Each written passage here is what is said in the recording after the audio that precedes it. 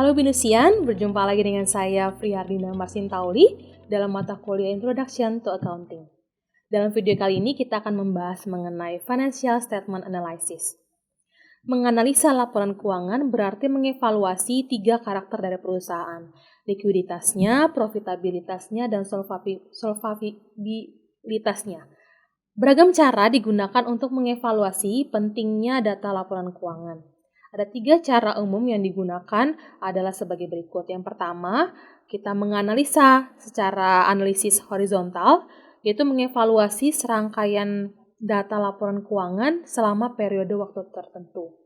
Yang kedua, analisis vertikal, mengevaluasi data laporan keuangan dengan menyatakan setiap pos dalam laporan keuangan sebagai persentase dari jumlah yang akan menjadi dasar.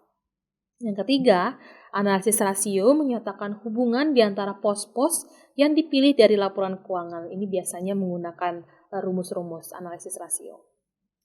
Analisis horizontal yang juga disebut analisis tren atau trend analysis adalah sebuah teknik untuk mengevaluasi serangkaian data laporan keuangan selama periode waktu tertentu.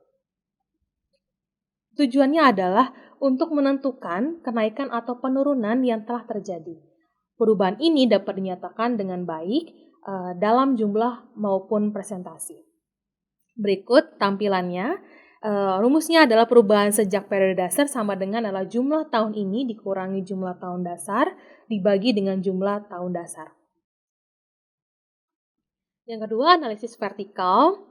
Analisis vertikal atau vertical analysis juga disebut analisis ukuran umum atau common size analysis. Adalah sebuah teknik untuk mengevaluasi data laporan keuangan yang menyatakan setiap pos dalam sebuah laporan keuangan sebagai persentase dari jumlah dasar. Contoh seperti tampilan di layar, ada misalkan saya ambil contoh penghitungannya yaitu tahun 2017 ada intangible asset. Maka kita menghitungnya adalah intangible asset dari tahun 2017 15.000 kita bagi dengan total aset yaitu 1.835.000 lalu dikalikan 100% maka angkanya adalah 0,8%. Nah, itulah yang namanya kita menganalisis vertikal. Yang ketiga adalah analisis rasio. Analisis rasio atau rasio analysis menyatakan hubungan di antara pos-pos tertentu dari data laporan keuangan. Sebuah rasio menyatakan hubungan matematika antara kuantitas dengan yang lainnya. Hubungan tersebut dinyatakan dalam bentuk persentase, tingkat atau proporsi sederhana. Untuk menganalisis laporan keuangan utama, beberapa rasio dapat digunakan guna mengevaluasi likuiditas, profitabilitas, dan solvabilitas. Profitabilitas. Rasio profitabilitas merupakan perbandingan antara laba perusahaan dengan investasi atau ekuitas yang digunakan untuk memperoleh laba. Rasio profitabilitas ini juga menunjukkan kemampuan perusahaan untuk menghasilkan laba dalam hubungannya dengan penjualan, total aktiva maupun modal sendiri. Contoh rasio profitabilitas adalah return on asset atau ROA, lalu ada net profit margin atau NPM. Likuiditas merupakan kemampuan perusahaan untuk memenuhi kewajiban lancarnya yang menggunakan perbandingan antara aktiva lancar dengan kewajiban lancar. Hal ini dilakukan untuk menunjukkan kemampuan perusahaan mendanai kegiatan operasional perusahaan dan melunasi kewajiban jangka pendeknya. Ada beberapa contoh rasio likuiditas diantaranya adalah current ratio dan equity-test ratio. Dan terakhir, solvabilitas.